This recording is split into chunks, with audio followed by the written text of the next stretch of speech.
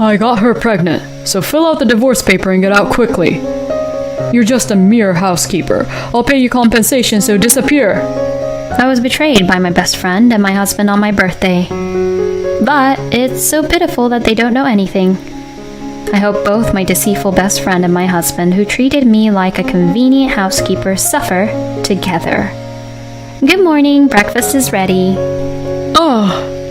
Laban, my husband, gave a short reply and sat at the dining table. I continued to walk around, preparing for my husband's departure for work this morning. I'm Jane, 25 years old, and I work from home. I used to work for a big company right after graduating, but I quit 2 years ago when I married Laban, who was also my colleague. I'm off. Take care. I washed the breakfast dishes for my husband and then started working myself. Working from home inevitably pays less than when I had a job at a company, but recently things have finally started to fall into place. Laban is resourceful and well-liked by clients, and he was one of the rising stars among our peers. He confessed his feelings to me, and we started dating, eventually getting married after a year. Colleagues, led by our boss, Marcus, tried to persuade me. Are you really going to quit? However, driven by Laban's strong desire, I made the decision to leave the company. From now on, I'll support you financially. Although Laban assured me, the truth was that I still needed money, and starting remote work was a good fit for someone like me who enjoyed working. I spent my days juggling work and household chores, eagerly waiting for my husband to come home. I have been doing this for a few more years now. In general, it may seem like an ordinary life. However, I never imagined that it would all be shattered by a single phone call. Jane, you did a great job on this project as well, and there's hardly any need for revisions. Thank you for always providing meticulous manuscripts. No, I'm the one who should be thanking you for the support. After finishing the online exchange, I took a moment to relax. The remote work I do primarily involves writing. At first, writing internet articles was challenging, but once I grasped the tricks, it became easier. Now I have confidence in delivering work of considerable quality. Phew, I think I'll call it a day here. The advantage of remote work is being able to determine the workload by oneself. Today is an important day. I decided to finish work earlier than usual and prepare a meal. Yes, today is my birthday. I briefly considered going out to eat somewhere special, but I didn't want to spend too extravagantly, so I decided to celebrate modestly at home. A slightly more luxurious meal than usual and a cake bought from the local bakery. My husband has a company dinner tonight as well. He won't be back until after 9 o'clock, so I plan to relax until then. Oh, just when I was thinking that, my phone vibrated. Huh? Karen? Upon seeing that name, my eyes widened involuntarily. It was a message from Karen, who used to be my colleague. Karen, Laban, and I were in the same department and joined the company at the same time. Because of that, the three of us were close, and when I was still working at the company, we often went out for drinks after work together. Both of them were lively, although there were times when I couldn't keep up with their energy. However, I considered them both as friends. Karen made many mistakes at work, but as we covered up for each other, we developed a close bond. Although there were some challenging aspects, I couldn't help but find her likable in one way or another. I think I might have been Karen's closest companion as well. However, after I left the company, our communication gradually decreased and eventually ceased altogether. Well, that's just how relationships with people are. Especially when it comes to friendships in adulthood, they often don't last long. Having realized this, I felt lonely but didn't force myself to cling on to her. Karen knows it's my birthday. I wonder if she reached out to surprise me and celebrate. Thinking that, I felt delighted and reached for the call button. Hello, Karen, what's up? Oh, hello. Hearing Karen's voice after a long time felt nostalgic. Listening to her voice reminded me of the time when we used to work together. Although the desire to return to those days had faded, there was still a sense of nostalgia. Jane, it's your birthday today, right?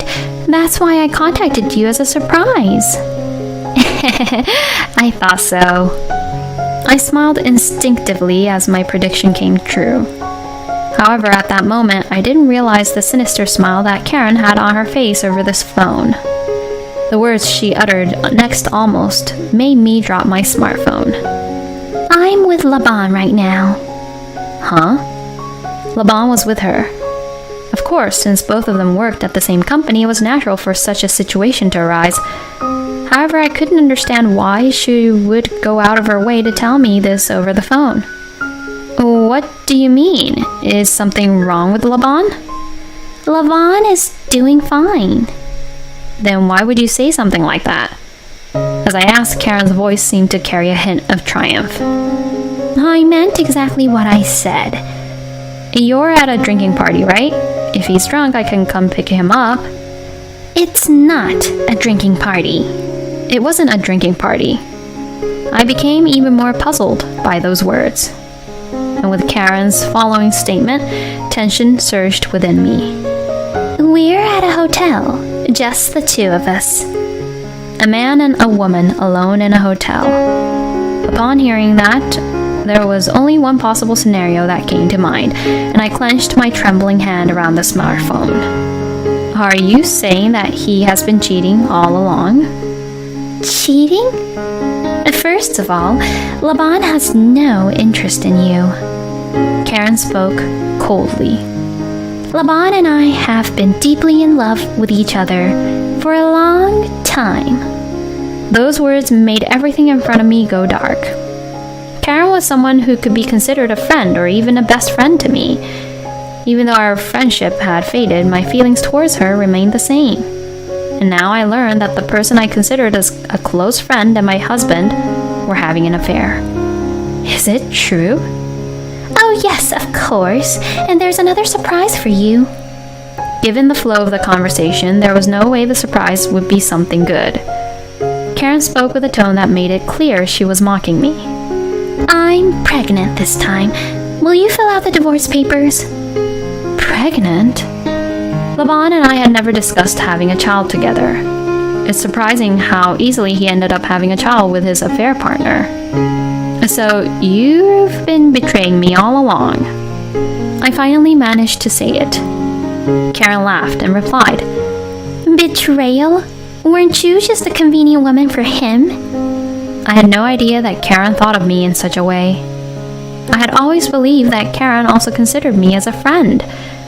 I stumbled and placed my hand on the table. The meal I had just prepared was already starting to cool. And Laban, you said he's there with you, right? Yes, would you like to talk to him? As soon as she said that, I heard rustling sounds on the other end of the phone, and the voice I heard this time was undoubtedly that of my own husband. Jane, happy birthday. It was the same words he said to me last night, but Laban's tone of voice was much colder this time. Laban, what does all this mean? Are you saying that you've been having an affair with Karen? Obviously, that's what it means. You can't even grasp the situation. You really are clueless. The reason Laban was attracted to me was apparently because of how I performed when we worked together as a team. I've always been attentive to details, and I've applied that in my work. Jane, you're really quick to grasp the situation, and I appreciate your attention to detail. During a celebration party for our successful teamwork, I happened to be sitting next to Laban, who approached me and said those words. I was delighted. That's not true. It's because of your bold thinking and creativity that we succeeded. Laban was the opposite of me. He was someone who looked at the big picture rather than focusing on the details. That's why there were times when we clashed in our team. However, I believe that it was thanks to those clashes that our work was successful. We were already close friends from the beginning, but since that day, we started to have a certain awareness of each other. Eventually, Laban confessed his feelings to me, and that led to our marriage. If you wait for me, Jane, at home, I can give it my all. Laban said that to me earnestly when I hesitated to quit my job. But it turns out that all those words were lies. Laban lets out a heavy sigh and says, Honestly, I never saw you as anything more than a housekeeper. You have no appeal, and I can't see you as a woman like Karen. I thought this was a good opportunity since she's pregnant. I'll pay you alimony, so don't worry. I do believe Karen was undeniable appeal as a woman. Even male colleagues at work would give her flirty looks, and Karen herself would boast about it. Laban continued further. I couldn't stand seeing your face every day. I feel relieved now. I was shocked to hear that Laban had such thoughts and to be directly told that. Meanwhile, it seems that the phone has returned to Karen's hands. She appears lively and is belittling me again. That's why I'm asking you to get a quick divorce, okay? However, after taking a deep breath, I asked as a final confirmation. Is that okay? Huh? Of course it's okay, isn't it? Karen seemed surprised by my unexpected response. I continued to speak to her. I'm renting this place, so I'll send your stuff there. Can you give me your address? Okay. Karen said it in a bewildered manner. Did she think I was making excuses for losing? Though truth of her assumption remains uncertain, I said, well, I'll hang up then. And with that, I quickly ended the call. And I looked down at the completely cold dinner, feeling completely detached from it. This wouldn't taste good unless reheated. By general standards, this would be the moment for me to shed tears, betrayed by both my best friend and husband on my birthday of all days. However, I didn't shed any tears. Instead, I muttered under my breath, I hope both of them become miserable. Yes, I know that both of their lives won't go well. It happened about a year ago. I received a call from Marcus, my former boss at the company. Marcus was a person of great integrity and generosity, someone I would turn to when I was in trouble. He had taken care of me since I was a rookie. Even when I left the company, he expressed deep regret. With nervousness, I answered the call from him. It's been a while. Is there something you wanted to talk about? Upon hearing that, Marcus replied in a serious tone. I want to meet and talk to you about something, he said. Since I have a job with flexible hours, I arranged a meeting day that suited Marcus's schedule. It's been a while, Jane. Yes, it has. So, what brings you here today? We met at a quiet cafe. We ordered drinks for now, and I asked him. Marcus let out a sigh in response. He seemed deeply troubled by something. Actually, it's about Laban. Something about my husband? Could it be that he did something wrong at work? Laban seemed normal as usual, but I started to feel anxious. However, Marcus shook his head and said, It's not about something at work. And then with determination he spoke. Actually, the other day I saw Laban entering a hotel with another woman in the downtown area. And at company gatherings, he has been saying negative things about you. What? I was shocked by Marcus's words. Laban had been attending more company gatherings during this time, and he would often come home late. However, he never showed any hint of such behavior. But Marcus was not the kind of person to make up such lies. I knew that he was opening up to me like this because he cared about me. Still, there was a part of me that didn't want to believe it. Thank you for your advice, however, I still find it hard to believe. That's understandable. I just thought it would be better to let you know before you get hurt any further. It might be worth being a little more observant of his actions. Gratefully accepting Marcus's advice, we parted ways that way. And since then, I tried to gather evidence of Laban's infidelity. To my surprise, it kept pouring out. Knowing how to unlock his smartphone, I would sneak a peek while Laban was asleep. There, I discovered exchanges of messages with various women. I captured all of it in photos. Afterward, I began to track Laban's movements on weekends. As a result, I witnessed him entering hotels with women multiple times. Working on weekends is so tiresome. He would often complain about it, but that was mostly a lie. In reality, he was engaged in his affairs. Of course, I captured that too, in photos. Thanks to that, I now had dozens of pieces of evidence in the form of photos and videos, which would undoubtedly ensure my victory in court. Finding out that Laban was cheating was honestly heartbreaking and infuriating, but more than anything, I felt a strong sense of disbelief. If If he had only cheated with one woman, I might have thought he was just being fickle. But with his indiscriminate actions, it seemed like his brain was controlled solely by his lower desires. At that point, my feelings for him had completely cooled off. Laban had always left all the household chores to me, demanding perfection, while he attended countless drinking parties. So, it was not surprising that thoughts of divorce crossed my mind. I was shocked by the surprise from Karen because I never expected her to be involved with Laban. Laban's direct insults were, of course, hurtful, but once everything had surpassed a certain threshold, I began to think that the timing was actually quite good. It seemed like a great opportunity to declutter my life from these two individuals who were no longer needed. Later on, I sent Laban's belongings and the divorce papers together, and on Karen's birthday several weeks later, I sent her the evidence photos of Laban's affairs with other women that I had collected. Furthermore, I added a message to the package. I know it must be tough dealing with the debt repayment, but hang in there. Indeed, Laban had a significant amount of debt. Laban had an ambitious and daring personality, which led him to get caught up in gambling at one point. I learned about it after we got married, and I had been saving money to help repay it since there was no other choice. I believed as a married couple, we shared responsibilities and obligations. But as a divorced woman, I had no obligation to repay his debt. The money I had saved was in my own account, so there was no worry of Laban taking it away. What do you mean? Karen responded immediately. Don't you know, Laban has a massive amount of debt. I have saved some money to help with the repayment, but of course, I have no obligation to assist anymore.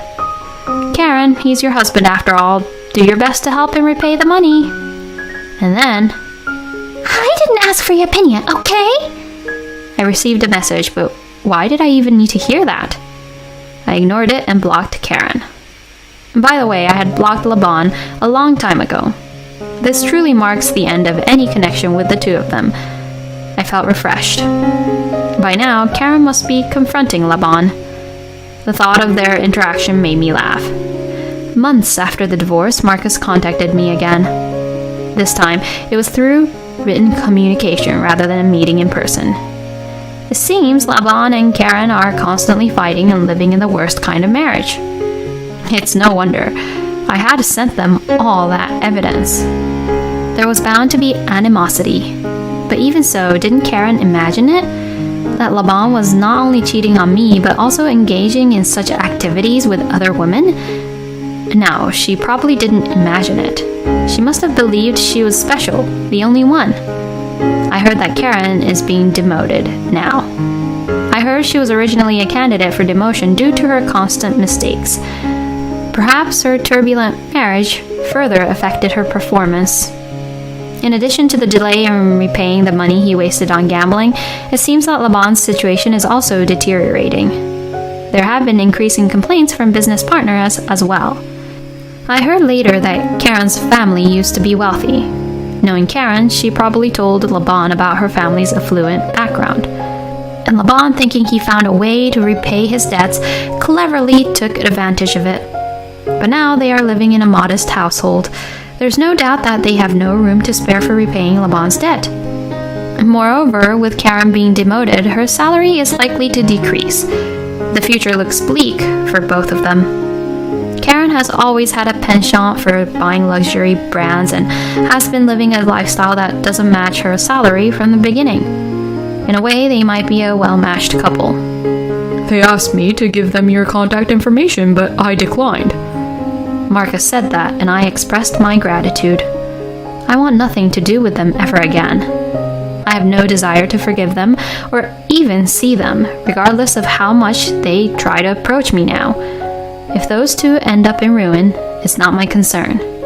As for me, my remote work is going smoothly and I have enough income to support myself. In addition to the savings I have set aside for repaying Laban's debt, I received ample compensation. It's almost laughable how easily Laban agreed to pay the compensation. It was likely meant to come out of Karen's money. Reflecting on it is truly absurd. Laban borrowed money from questionable sources and the debt appears to be increasing day by day. A man who always relies on others must be feeling quite anxious right now. I have plans for significant projects in the future, and I'm confident in living a stable life. My life is just beginning. I intend to make up for the past few years and find happiness.